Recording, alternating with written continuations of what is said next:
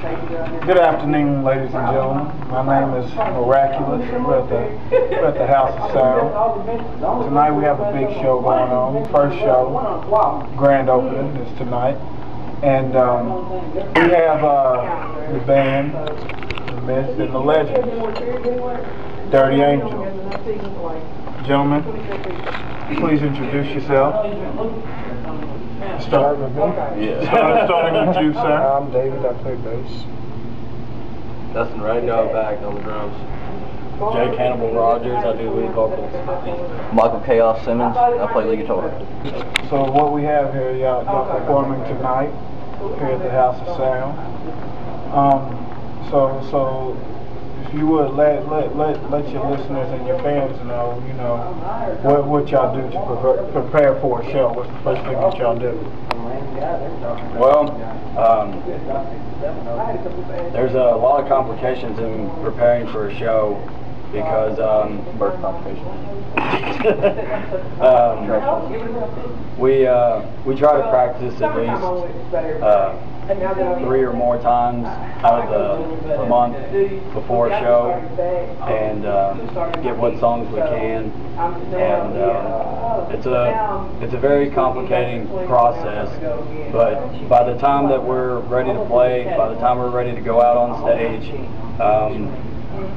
we feel so energetic that we just wing it, and everybody who sees us play, they say it's a great show. It's just amazing to see that no matter what's going on basically in our life, I mean, it all pretty much goes out the window once we step on stage. I mean, we're a new person, we're a new animal, so it's like a drug. Oh, right. Exactly. So that adrenaline rush, I know from being an artist myself, that adrenaline rush takes away everything. I'm telling you, it's almost better than sex. Don't go that far.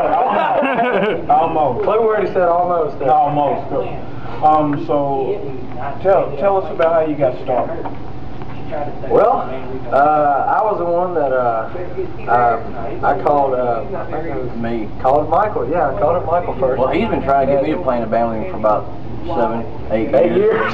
I originally played like extreme death metal and working at Walmart. Yeah, and well, I was actually animal control officer for Hopkins County when I started playing. Yep. I'd been out of the band for about 2 years, kind of in a dry spell, and he'd come up here and say, "Hey man, you gonna play in a band?" So man, I'll come out and check it out. So I come out, me and him start rehearsing, which me and him know each other about 10, 15 years. Right. And well, we got started playing, and this guy shows up. He started singing, and we made fun of him a little bit. Then next thing you know, we just kind of hit off from there. Okay. And David came in a little bit later on. His cousin filled his horse with bass for a while. He kind of pursued other things and decided he didn't want to play, so we brought him in. Actually, no. I happened to be around the area at that time when I was like Jake's house. You were like a spectator. Yeah, but not really a spectator first. But yeah, I came and saw the show one time. The entire lesson there. But then I came over there to talk to Dustin about something one night, and he happened to be over there. And then we were talking on the subject about how Tyler had left and everything. And I volunteered to asked if I could just play bass with them for a while. So yeah. And then from pretty much from there, I just like stayed with the band. So my question is, what genre would you say? I'd say well, because I mean, when it comes to music, you got to know where you're at. You got to know where you're at to that way you can set a goal and know where you can go. You know what I'm saying? You got to know your demographic and what type of listeners you're going for. So what would be your genre? 80s hair. I'd have to say our genre would have to be mostly just 80s. This is what we intend. Right now, we know our demographic region is going to probably be for people that grew up in the 80s. Okay? We're not really going to have a younger generation listen to this. Yeah.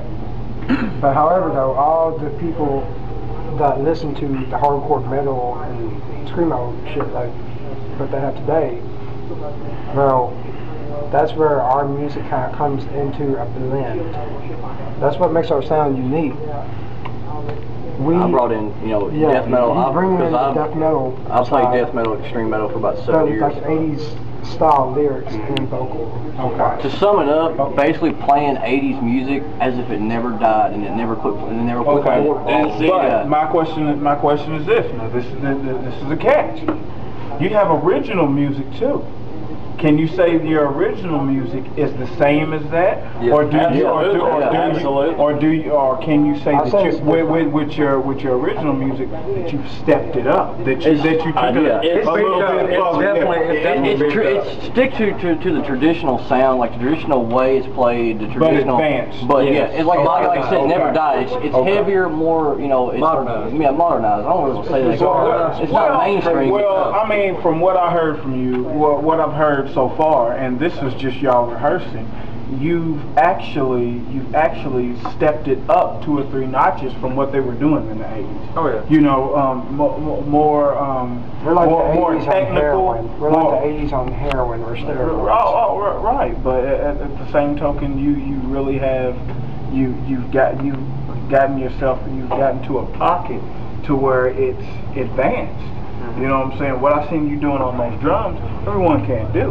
What I see y'all two doing on guitar is not normal. You know what I'm saying? What I see you doing with your vocals, you can't go out there on the street and find an average Joe who can do that, or even try to mimic what y'all do. You know what I'm saying? So, and I think it's way more advanced than what they was doing in the 80s. Now, don't get me wrong. As far as what your pyramid was and what you started with, you started loving the 80s. The 80s style music, but I believe, and I think my listeners are going to, and the watchers too. They're going to find out that you're a little bit better than what you grew up on and what influenced you, and that shows growth.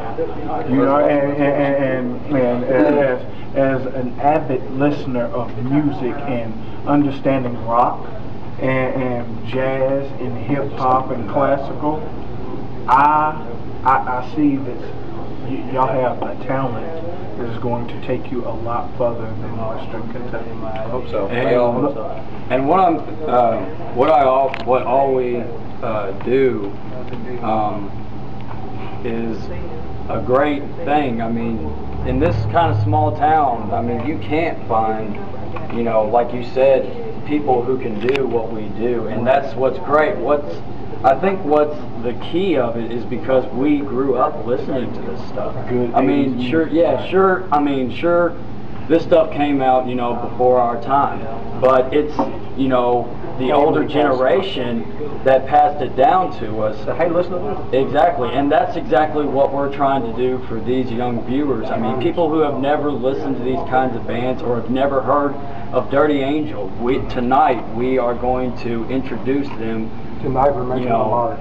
And I think that we all are walking, breathing time machines, taking these people back, and people that grew up in the time, people that grew let up. them be a kid again. Yeah. On that note, on top of that too, it's like in the future, it's like, a lot of these bands that we grew up listening to, a lot of them bands are not around anymore. And it's not because they ain't got it. A lot of it's because they don't have nobody to tour with. A lot of the 80s bands have they've gone, under crumbled. Yeah, they've gone on the rug. We're also giving them a chance to hey, here's somebody who's doing it. It's like, Motley Crue, I mean, they're still on tour, and Cinderella, but you got bands like Rat that don't really tour that much. I mean, they do, but it's Dangerous Toys, and it gives them people like, oh my God, dude, we've got somebody to bring us back out of the shell and get back out there and do that. Understood. Okay, so my next question: y'all sitting at this table today. You talk about some of your influences, what y'all doing we're going to talk about each other's role in this group, in a second. But if you had to say, if when your fans hear your music, what is it what is the one thing that you want them to walk away from the show and say? Now, I want individual answers, because this can't be, y'all can't feel the same way with everything. You know what I'm saying? So you said that you're crazy? No, that we're all crazy. Why? Oh, bro. When we get on stage, different from the practice space, it's more wired. Like it's crazy. Good on show. Okay. Like I remember this one show that we played in Hawkinsville. Not a damn person knew what was going to happen. Or even who we were and what we were going to sound like. Yeah. The way we start this show out, Girls, Girls, Girls, cover song by Monty Crew.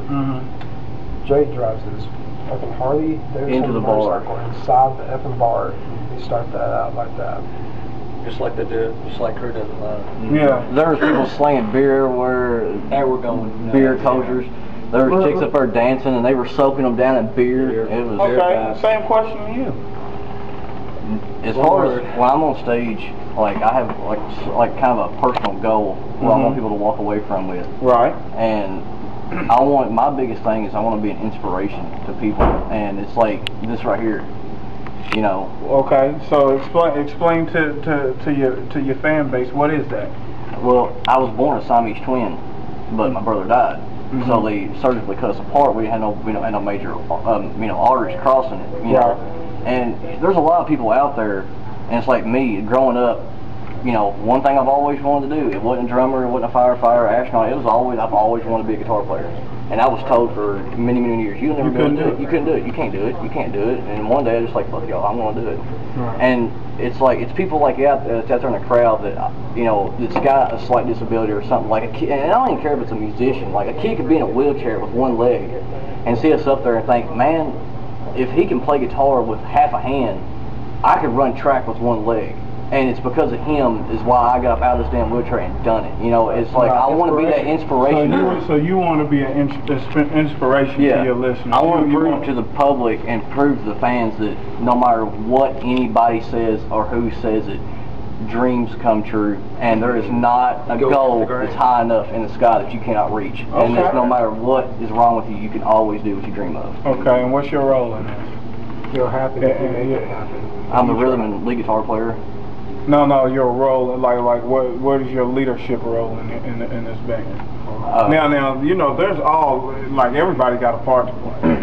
Yeah, I write pretty much mostly all the guitar structure and work, basic foundation of the music. Okay. A little bit of the lyrics. That's pretty much about it. Okay. What about you? Well, I gotta say,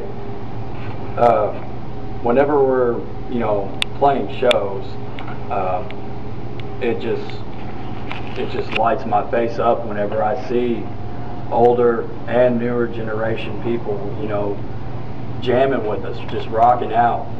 And whenever I see that, I know for a fact that, you know, when they leave, you know, they're going to be thinking about it. It's probably going to be it's probably going to be a thing they will remember for the rest of their lives.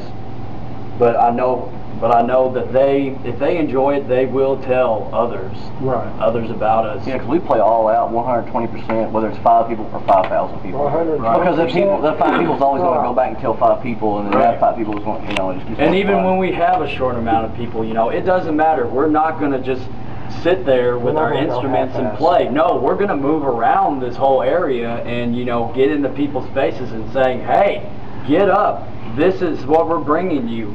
So enjoy it. Because I know that we most definitely enjoy it, especially when we go out there and play it live. And I mean, it's just a exciting thing, and we get all this adrenaline from, you know, our fans, and that's just what makes us go. And not to mention, like Michael said, this is a goal that we are you know, trying to reach, and, you know,